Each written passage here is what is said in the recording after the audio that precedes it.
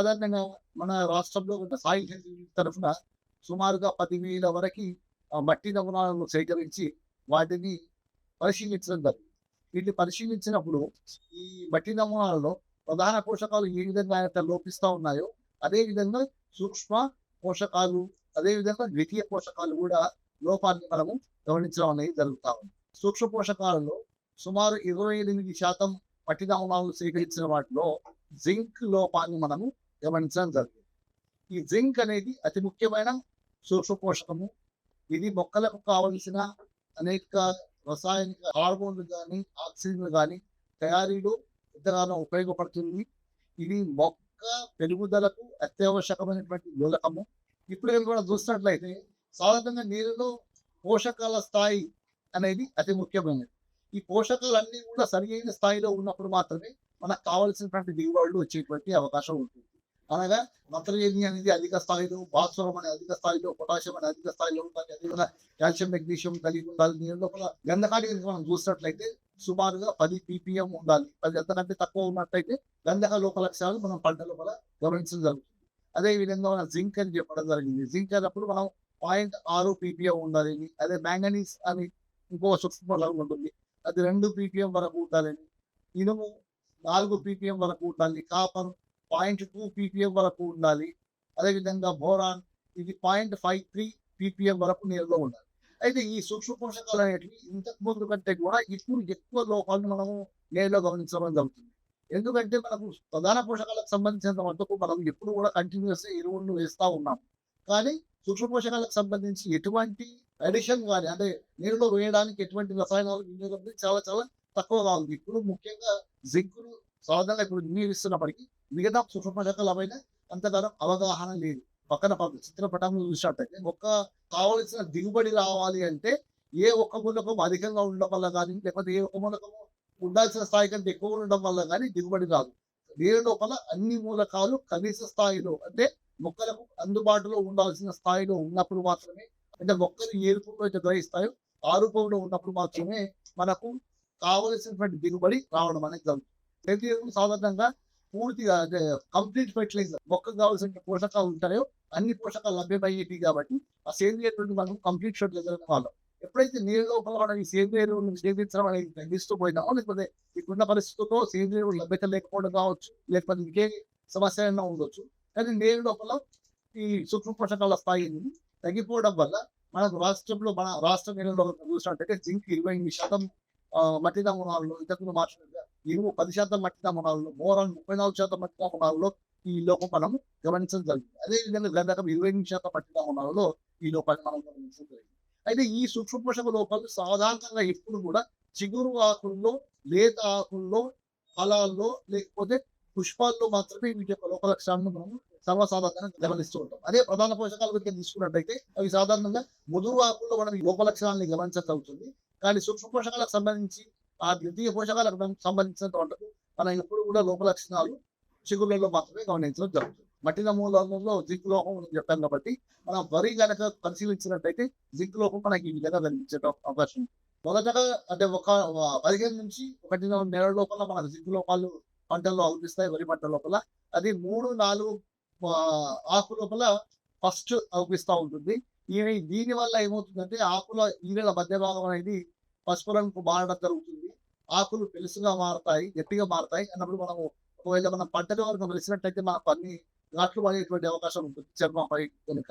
అదేవిధంగా మనము ఒకవేళ ఆకులు కనుక మనం తుంచి విరిచినట్లయితే టప్ అనే శబ్దంతో విరిగిపోయేటువంటి అవకాశం ఉంటుంది. అంటే పెలుసు బారినట్లుగా ఉంటాయి.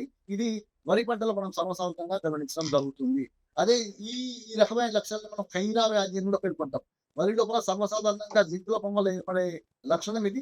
కొన్నిసార్లు మనకు మొత్తం పంట అంతా పసుపు రంగు మారిపోయి ఈవెన్ యూరియా వేసినప్పటి, అంటే యూరియా వేయకపోవడం వల్ల ఇట్లా మారిందేమో అనిపించేటువంటి అవకాశం ఉంటుంది. అటువంటి పరిస్థితుల్లో కూడా మనము యూరియా వేసినప్పటికీ అది ఆకుపచ్చగా మారకపోవడం, తర్వాత తుప్పు రంగు మచ్చలు ఏర్పడడం అనేది అతి ముఖ్యమైనటువంటి ఒక లక్షణము జింక్ లోపము. ఇది మనము వరి పంటలో గమనిస్తాం. అదే కనుక మనం మొక్కజొన్న పంటలో ఇంకా చూసినట్టయితే మొక్కజొన్న పంట లోపల ఇది ఇతర 25 రోజుల లోపల మనం గమనించడం జరుగుతుంది.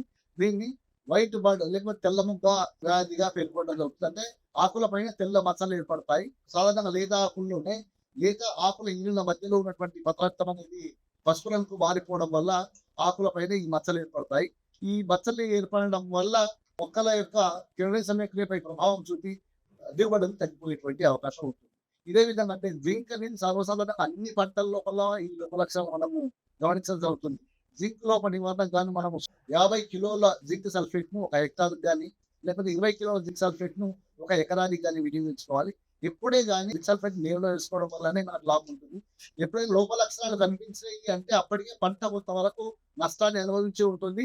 దానివల్ల కొంత మేరకు దిగుబడి తగ్గేటువంటి అవకాశం ఉంటుంది కాబట్టి మనం ఫస్ట్ నేల పరీక్ష చేయించుకోవాలని చెప్పినాం. అంటే నేల పరీక్ష చేయించుకొని నేలలో గనుక సూక్ష్మ పోషకాల స్థాయి గనక ఈ 0.6 కంటే తక్కువగా ఉన్నట్టయితే తప్పకుండా మీరు జింక్ సల్ఫేట్‌ని 20 కిలోలు ఎకరానికి చొప్పున నీళ్ళలో కలియదునుకొని అన్నట్లయితే ఇటువంటి జింక్ లోప లక్షణాలు అంటే సూక్ష్మ పోషకం లోప లక్షణాల్ని మనం రాకుండా కాపాడి దిగుబడిని ఇవ్వనుకునేటువంటి అవకాశం ఉంది. ఆ తర్వాత రెండవ అతి ముఖ్యమైన సూక్ష్మ పోషకం గనుక మనం చూసినట్లయితే ఇనుము. ఈ ఇనుము అనేది సాధారణంగా రబీ పంట కాలంలో మనము గమనించగలుగుతుంది. ఈ సూక్ష్మ పోషకాలన్నీ కూడా లేత ఆకులపైనే వాటి ప్రభావాన్ని చూపుతాయి. ఎందుకంటే ముదురాకుల నుండి ఇవి చలనం ద్వారా పైకి రాకుండా ఉంటాయి కాబట్టి నత్రజని భాస్వరం లాంటివి పైకి మూవ్ అవుతాయి కాబట్టి ముదురాకుల్లో మనకు లోపలక్షణాలు కనిపిస్తాయి. కానీ ఇనుము లోపలక్షణాలు చూసినట్లయితే ఇవి సాధారణంగా పైన చూస్తున్న చిత్రపటంలో మనము వరి పంట లోపల ఇనుము లోపలక్షణాలను మనం గమనించగలుగుతుంది. ఈ ఆకులు తెల్లగా మొదటగా పసుపు రంగులోకి మారి ఆ తర్వాత పూర్తి స్థాయిలో ఎరుపు రంగులోకి మారేటువంటి అవకాశం ఉంటుంది. కానీ ఇందులో ఈనెలు మాత్రం ఎప్పుడు కూడా ఆకుపచ్చ రంగులోనే ఉంటాయి. కింద చిత్రపటాన్ని చూసినప్పుడు మనము ఈనెల మధ్య పసుపచ్చ చావుని మనం గమనించగలుగుతుంది. ఇది మొక్కజొన్న పంటలో ఒక ముఖ్య లోప లక్షణం. అదే విధంగా మనం ఈ ఇనుము లోప లక్షణాలను గమనించినట్లయితే పత్తి పంటలను, అదే విధంగా కంది పంటలోను, తర్వాత ముఖ్యంగా వేరుశెనగ పంటలోను ఈ విధమైనటువంటి లోప లక్షణాలను మనము గమనించడం జరుగుతుంది. ఇనుము లోప లక్షణాలను సరిచేయడానికి గాను అనబేటిని అది 0.2 to 0.5% ఆఫ్ అనబేటిని నిమ్మ ఉప్పుతో కలిపి మనం పిచికారీ చేసుకున్నట్లయితే ఇనుము లోప లక్షణాలని మనము తగ్గించుకోవచ్చు మరియు దిగుబడిని సాధించుకునేటువంటి అవకాశం ఉంది. ఇక తర్వాత అతి ముఖ్యమైనటువంటి అంటే ఈ మన రాష్ట్రంలో కనుక గమనించినట్లయితే మ్యాంగనీస్ లోప లక్షణాలు చాలా తక్కువగానే ఉంటాయి. కానీ కొన్ని పంటల్లో మనం ఇది గమనించడం జరుగుతుంది. మ్యాంగనీస్ లోప లక్షణాలు నివారించడానికి 2 గ్రాముల మ్యాంగనీస్ సల్ఫేట్‌ను 1 లీటర్ నీటికి కలుపుకొని మనము పిచికారీ చేసుకున్నట్లయితే మ్యాంగనీస్ లోప లక్షణాలను తగ్గించుకోవచ్చు. అయితే మ్యాంగనీస్ లోప లక్షణాలు, ఇనుము లోప లక్షణాలు ఇంచుమించు ఒకే విధంగా ఉంటాయి. అంటే 2 లోప లక్షణాలలో 2 రకాలైన లోపాలలోనూ ఈనెలు అనేటివి ఆకుపచ్చ రంగులోనే ఉంటాయి. కానీ ఈనెల పక్క భాగాలు మాత్రం పసుపు రంగు వాడడం జరుగుతుంది. కానీ మ్యాంగనీస్ లోప లక్షణం ఆకుల్లో ఈనెలతో పాటు ఈనెలకు అంటుకున్నటువంటి పత్ర భాగాలు కూడా కొంతవరకు ఆకుపచ్చ రంగులో ఉంటాయి. ఈ ముఖ్యమైన వేరియేషన్ చేంజ్‌ని మనం గమనించి ఏ పోషక లోపం ఉందో అని గ్రహించి తగు చర్యలు చేపట్టినట్లయితే మనము దిగుబడిని సాధించే అవకాశం ఉంది. ఆ తర్వాత అతి ముఖ్యమైనటువంటి సూక్ష్మ పోషకము ఇంతకు ముందు చెప్తూ ఉన్నప్పుడు రాష్ట్ర నేలల్లోని మట్టి నమూనాల్లో సుమారు 33% వరకు లోపం కనిపించినటువంటి సూక్ష్మ పోషకం ఏంటంటే బోరాన్. బోరాన్ సర్వసాధారణంగా ఇది చివరిగా అంటే పుష్పాలు ఏర్పడేటప్పుడు కానీ, కాయలు ఏర్పడేటప్పుడు కానీ అంటే పరపరాగ సంపర్కంలో అతి ముఖ్యమైనటువంటి క్రియాశీలక పాత్ర పోషిస్తుంది. కాబట్టి ఈ బోరాన్ అనేది ఇప్పుడు ఉన్నటువంటి సాధారణంగా అన్ని పంటల్లోనూ ఈ లోప లక్షణాలు కనిపిస్తా ఉన్నాయి. ఇందులో మొదటి లోప లక్షణం ఏంటంటే పువ్వులు అభివృద్ధి చెందకపోవడం, పరపరాగ సంపర్కం జరగకపోవడం. అది కాకుండా ఆకులు అనేటివి మడుచుకున్నట్లుగా ఉండి ముడతలు పడడం అనేది ఈ బోరాన్ లోప లక్షణాల్లో మనం సర్వసాధారణంగా గ్రహిస్తాము. అదే విధంగా మనము వేరుశనగల కనుక బోరాన్ లోప లక్షణాలు ఏర్పడినట్లయితే ఏర్పడేటువంటి గుడ్డలు అనేటివి అవి డొల్లగా మారి అందులో ఉన్నటువంటి కాయలు అనేటివి నల్లగా మారేటువంటి అవకాశం ఉంటుంది. ఈ బోరాన్ లోప లక్షణాలను నివారించడానికి గాను మనము 4 కిలోల బోరాక్స్ ని ఒక ఎకరానికి వాడుకొని మనము బోరాన్ లోప లక్షణాలని తగ్గించుకోవచ్చు. లేకపోయినట్లయితే బోరాన్ లోప లక్షణాలు పంట మీద అగుపించినట్లయితే 0.15% బోరాక్స్ ను నీటిలో కలిపి పిచికారీ చేసుకున్నట్లయితే దీనివల్ల కలిగేటువంటి నష్టాన్ని నివారించుకునేటువంటి అవకాశం. ఇంతవరకు మనము సాధారణంగా సూక్ష్మ పోషకాల గురించి డిస్కస్ చేయడం జరిగింది. ఇప్పుడు ద్వితీయ పోషకాలు కనుక గమనించినట్లయితే సాధారణంగా మెగ్నీషియం అనే ద్వితీయ పోషకం సాధారణంగా మనకు పంటలో లోప లక్షణాలు గమనించగలుగుతుంది. అది సాధారణంగా పత్తి పంటలో ఆకులు ఎర్రబారడం అని తర్వాత ఊదారంగు మారి పడిపోవడం అనేది జరుగుతుంది. ఇది మధ్య స్థాయి అంటే మరీ లేత ఆకులు కాదు, మరీ ముదురు ఆకులు లేకుండా మధ్య స్థాయి ఆకుల లోపల ఈ లోప లక్షణం అనేది కనిపిస్తూ ఉంటుంది. ఈ మెగ్నీషియం లోప నివారణ కానీ మెగ్నీషియం సల్ఫేట్ 1% మెగ్నీషియం సల్ఫేట్ కనుక స్ప్రే చేసుకున్నట్లయితే మనం ఈ లోపాన్ని నివారించవచ్చు. ఇది సాధారణంగా 60 రోజుల తర్వాత మనం నేలలో జరిగేటువంటి ఈ లోపం వల్ల పంట లోపల ఈ లోప లక్షణాలు గమనించడం జరుగుతుంది. సాధారణంగా ఇసుక నీళ్ళ లోపల ఈ లోప లక్షణాలు ఎక్కువగా అవుపిస్తాయి. బంకమట్టి నీళ్ళ లోపల మెగ్నీషియం లోపం అనేది చాలా చాలా తక్కువగా ఉంటుంది. కాల్షియం అనేది రెండవ ద్వితీయ పోషకం. ఈ కాల్షియం లోప లక్షణాలు మన రాష్ట్రంలో చాలా తక్కువగా ఉంటాయి. అంటే నీళ్ళ లోపల కాల్షియం స్థాయి ఎక్కువగా ఉండడమే. కానీ కొన్ని పంటల్లో ముఖ్యంగా వేరుశెనగ పంటలో కాల్షియం యొక్క లోప లక్షణాలను మనం గమనించడం జరుగుతుంది. ఈ ఇందులోపల గుడ్డలు ఏర్పడడం కానీ అందులోపల గింజలు ఏర్పడడం కానీ వాటి పరిమాణం పెరగడం కానీ జరగకుండా ఉంటుంది. కాబట్టి ఈ కాల్షియం నేల లోపల వేయడానికి మనము జిప్సమ్ ని సుమారు 2 క్వింటాళ్ళు ఒక ఎకరా వేరుశెనగ పంటకు కానీ వినియోగించి మనము కాల్షియం లోప లక్షణాలను నివారించుకోవాలి. అదేవిధంగా అతి ముఖ్యమైనది సల్ఫర్ గంధకము అని పేర్కొంటాము. ఇది మన రాష్ట్రంలో సుమారు 28% మట్టి నమూనాలు సేకరించడం వాటి లోపల గంధకం లోపం మనం గమనించడం జరిగింది. గంధకము యొక్క లోప లక్షణాలు సుమారుగా రసాయన లోప లక్షణాలను పోలి ఉంటాయి.